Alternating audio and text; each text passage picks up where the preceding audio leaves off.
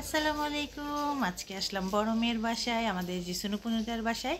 আজকে এখানে ইফতার করব, একদিন থাকবো, ইনশাল্লাহ আগামীকাল যাব। তো আমরা সবাই কি করি না করি সব কিছুই শেয়ার হবে, সাথে থাকুন। ইফতারের প্রস্তুতি চলছে, একটু ভিজা ভিজা লাগতেছে যে। সেকেন্ড টাইম মেডিকেল প্রিপারেশন নিতে বলে শুধু শুধু কে রাহাত সেকেন্ড টাইম দিলে দিবে, এখন একটাতে ভর্তি হয়ে যেতে হবে না কি?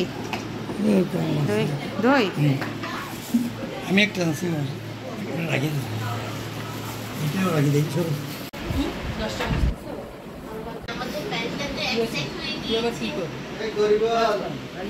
খালার ভাগ্নি, এই হলো খালা, এই হলো ভাগ্নি, ছোট খালা ছোট ভাগ্নি, আর এদের লিডার, এই টিম লিডার।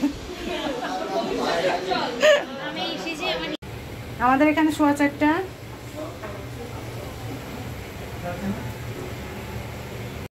তুই এগুলো কি জন্য নিয়ে বসে আসস? এমনি খাওয়ার জন্য। শেষ, শাসলিক দিবে, এখন বেগুনিটা ভাজছি, তারপরে চপ দিব। মোটামুটি ইফতারের প্রিপারেশন অলমোস্ট ডান। গরুর মাংস করা হয়ে গেছে, আর কি করতে আমি জানি না, বাড়লে পরে বুঝবো। খাওয়াইছি না শুনো পুনো গে। গ্লাস দিয়ে করা যাবে, একসাথে করবো তো পরে।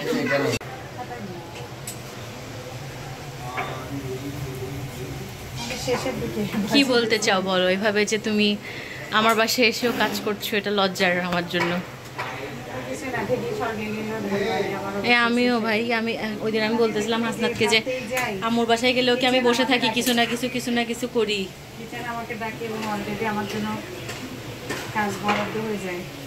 Thank you so much. আজকে এতগুলা মানুষের নাইলে আমরা আজকে ইনশাল্লাহ 16 জন ইফতার করবো একসাথে, বাট ইজি হয়ে গেছে।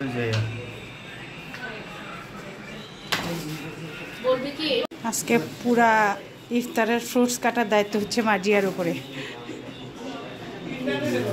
পুরা ইফতারের প্রিপারেশনে আরামে বসে আছে, রোজা রাখা নেই কমলা হাতে। নাজিফাকে খাওয়াচ্ছ? নাজিফা দাদা তোমাকে কমলা খাওয়াচ্ছে, অরেঞ্জ? ওরে বাবা রে।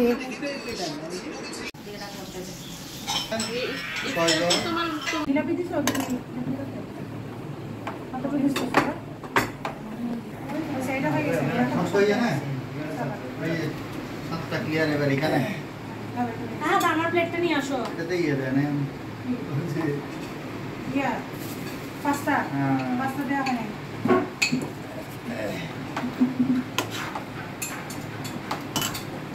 পাস্তা দাও, এটা দেন।